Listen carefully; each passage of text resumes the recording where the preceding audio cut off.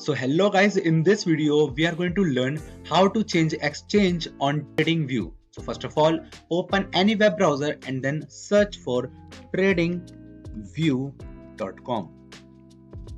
Now after coming on their website, you guys will see this option right here of 3 bars. Now click on this and now choose products, and now you will guys see this option right here called screeners. Now click on this and then choose stock. So guys, after coming on this page, you guys will see this option right here called filters. Now click on this and then you guys can able to search exchange, and after that you will have to click on this button right here. Now you can choose any of these that you want to exchange into and with.